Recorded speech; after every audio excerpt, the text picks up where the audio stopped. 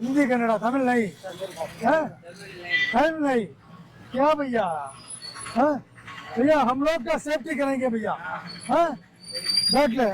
और don't accident. Okay okay accident பாருங்க। Full full करेंगे भैया। This is for awareness. எங்க இருந்து வருது?